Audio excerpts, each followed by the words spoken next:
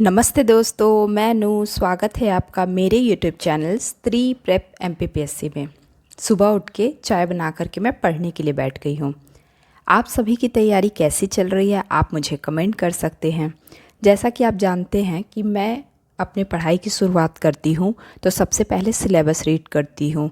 तो अभी मैं प्रीलिम्स के लिए पढ़ रही, तो पहले जैसे ही पढ़ना स्टार्ट करती हूँ तो पहले प्रीलिम्स के 10 यूनिट के सिलेबस पढ़ती हूँ, उसके बाद पढ़ाई स्टार्ट करती हूँ।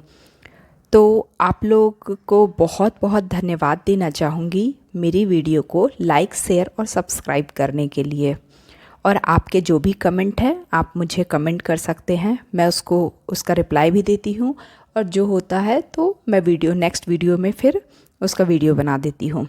तो मैं आपको बताना चाहूँगी, यहाँ पे मैं महेश वर्णवाल की बुक पढ़ रही हूँ जो कि एमपी जीके की है। और आपको पता है कि एमपीपीएससी एग्ज़ाम में एमपी का जो एमपी जीके है वो बहुत इम्पॉर्टेंट है। यूनिट 2, 4, 5, 6, 10 सब एमपी से ही रिलेटेड है और एमपी का वेटेज बहुत ज़्यादा आखिर है तो एमपी का एग्ज़ाम। तो हमें एमपी जीके बहुत अच्छे से पढ़ना होगा। इसके लिए मैं तो परीक्षा धाम और वर्णवाल दोनों पढ़ रही हूँ। आप क्या पढ़ रहे हैं? तो या जो भी बुक आप पढ़ रहे हैं तो आप एक ही बुक पढ़िए या 2 बुक पढ़िए, उसे बहुत अच्छे से पढ़िए। जैसे अभी मैं वर्णवाल की बुक बहुत अच्छे से पढ़ रही हूँ। तो आप जैसा मेरी वीडियो में देख रहे हैं कि मैं कुछ नोट डाउन कर रही, तो मैं क्या कर रही हूँ, जिस भी राजवंश के बारे में मैं पढ़ रही हूँ उसमें कौन से राजा आए, उस राजा ने क्या क्या किया, वो सारा मैं नोट डाउन करते जा रही हूँ। इससे क्या है ना कि जब मैं नेक्स्ट टाइम पढ़ती हूँ या रिवाइज़ करती हूँ तो मुझे बहुत आसानी पड़ेगा। जैसे जब हम बुक से पढ़ते हैं तो उससे रिलेटेड बहुत सारा चीज़ लिखा रहता है, बट हम थोड़ा टाइम भी लगता है पढ़ने में और फिर याद भी नहीं रहता है। तो मैं क्या करती हूँ कि यहाँ पे जैसे मैं एक एग्ज़ाम्पल देती हूँ सातवाहन वंश का। तो जैसे सातवाहन वंश है तो इसके संस्थापक कौन है, इनका सातवाहन वंश के जो है मध्य प्रदेश में कौन कौन सा राज्य था जहाँ पे इनका शासन चलता था, इनका राज्य का विस्तार जो है वो भारत में किस किस जगह पे है। तो ये सब मैं नोट डाउन कर रही हूँ। फिर उसके बाद सातवाहन वंश के जो शिलालेख हैं वो कहाँ कहाँ मिले हैं, इनके सिक्के कहाँ कहाँ मिले हैं, और फिर इसमें कौन कौन से राजा आए हैं, किन्होंने क्या क्या किया है, उसके बारे में जैसे मुझे बुक मिल रहा है, बुक में लिखा हुआ है वैसे मैं नोट डाउन करते जा रही हूँ। तो क्या है ना, इसमें मैं कहना चाहिए कि मैं माइंड मैप बना रही हूँ। तो उस राजा से रिलेटेड जितने भी इन्फॉर्मेशन है वो मैं उससे कनेक्ट कर करके लिखती जा रही हूँ। तो इससे क्या है ना, नेक्स्ट टाइम जब मैं रिवाइज़ करूँगी तो मुझे 5 से 10 मिनट लगेगा और ये रिवाइज़ हो जाएगा। तो मैं यही कहूँगी आप लोग भी इसी तरह का करिए, क्योंकि इससे क्या होना, रिवाइज़ करने में बहुत आसानी पड़ेगा हमें। और साथ ही साथ क्या है ना, साथ में नोट्स भी बनते जाएंगे, अलग से हमें नोट्स बनाने की ज़रूरत नहीं है। तो मैं आप सभी को यही कहूँगी, चाहे वो हाउसवाइफ हो या फिर एस्पायरेंट स्टूडेंट जो भी हैं आप लोग, तो आप पढ़ाई के साथ साथ ही नोट्स भी बनाते जाएं। तो क्या है ना कि टाइम कम लगेगा। ऐसे ही आप मेरे नोट्स देखेंगे तो ये मैं ही समझ सकती हूँ, ये सबको समझ में नहीं आएगा, क्योंकि अपने नोट्स जो होते हैं वो खुद को समझ में आते हैं, दूसरे को नहीं समझ में आता है, क्योंकि हम उसको किस तरह अरेंज कर रहे हैं ये हमें पता है। तो मैं आपको यही कहूँगी कि रफ़ में नोट्स बनाइए या जहाँ पे भी नोट्स बनाइए अपने अकॉर्डिंग बनाइए, जो आपको समझ में आए और आप रिवाइज़ कर पाएँ। तो ये नोट्स जो है मैं वैसे ही बना रही हूँ और इसको रिवाइज़ करने में मुझे बहुत आसानी पड़ती है, बहुत आसान पड़ता है।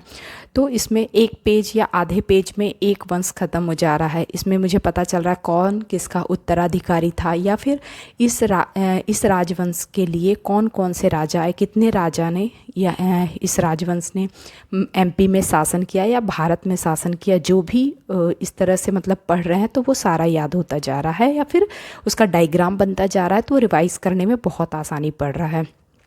तो आप अपने बारे में भी बता सकते हैं कि आप किस तरह पढ़ते हैं और किस तरह प्रीलिम्स की तैयारी कर रहे हैं, आप मुझे कमेंट कर सकते हैं। और इसी नाम, मेरे चैनल नाम से ही टेलीग्राम पे एक मतलब ग्रुप है जिसमें आप ऐड करके वहाँ से भी मुझसे पूछ सकते हैं।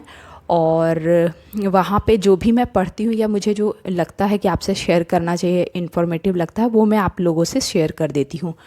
तो आप उससे जुड़ करके अपना ये मुझसे कुछ पूछ सकते हैं, बाकी यहाँ कमेंट भी कर सकते हैं। तो आप सभी को मैं सोच रही हूँ एक करंट से रिलेटेड क्वेश्चन पूछूं, क्योंकि अभी क्या है, मेरा अक्टूबर, सितंबर और अगस्त 3 महीने का करंट हो चुका है, जिसमें मैं सितंबर और अक्टूबर का करंट अफेयर जो है वो नोट डाउन कर ली हूँ। अगस्त का भी बचा हुआ है नोट डाउन करने के लिए। तो मैं आपसे एक क्वेश्चन पूछती हूँ जो कि अभी ही हुआ है। मेरा क्वेश्चन है कि कैग की जो अभी न्यू नियुक्ति हुई है उनका नाम क्या है, मतलब हमारे नए सीएजी जो हैं वो कौन हैं, और आपको ये भी बताना है कि इससे पहले कौन थे, और आपको ये भी बताना है कि जो अभी नियुक्त हुए हैं वो कितने नंबर के हैं। और लास्ट क्वेश्चन यही है कि कैग की नियुक्ति कौन करते हैं, मतलब किनके द्वारा कैग की नियुक्ति की जाती है। तो ये 3-4 क्वेश्चन जो भी मैं आपसे पूछी हूँ इनका जो आंसर है आपको वीडियो के लास्ट में मिल जाएगा।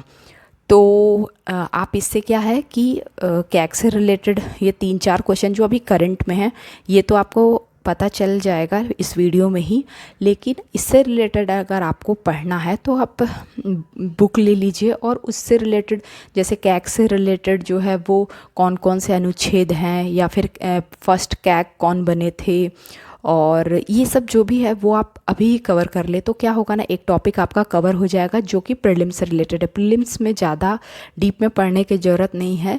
इनका कार्यकाल कितना होता है, ये कितने नंबर के हैं, अभी किन की नियुक्ति हुई है, और इससे पहले कौन थे, ये कितने नंबर के हैं कैग, तो ये सब हमें कवर करना होता है और ये पूछे जाते हैं। और अगर कोई अनुच्छेद है जो कैग से रिलेटेड है वो भी आप पढ़ लीजिए, क्योंकि वो भी इम्पॉर्टेंट होता है, वो भी पूछ सकता है, क्योंकि अभी करंट में ये टॉपिक जो है वो चर्चा में रहा है, तो कैग से रिलेटेड क्वेश्चन आने की संभावना ज़्यादा है। तो मैं आप सभी को यही कहूँगी कि जो भी करंट में टॉपिक पढ़ रहे हैं उससे रिलेटेड अगर हमारे प्रीलिम्स में टॉपिक दिया हुआ है तो उसको आप अच्छे से कवर कर ले करंट के साथ साथ, तो क्या है ना, आपका एक टॉपिक पूरा कंप्लीट हो जाएगा।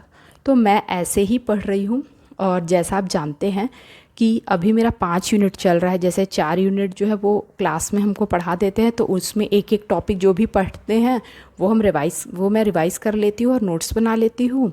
और साथ में सर करंट अफेयर का जो है वो हमें देते हैं एक मंथ का कंप्लीट करने के लिए, तो उसके अकॉर्डिंग मेरा 3 मंथ का जो है वो कंप्लीट हो चुका है। तो आपका क्या चल रहा है आप मुझे कमेंट कर सकते हैं, आप मुझे बता सकते हैं, शेयर कर सकते हैं। और आपको फिर से मैं धन्यवाद देती हूँ, मेरी वीडियो को लाइक शेयर एंड सब्सक्राइब करिए।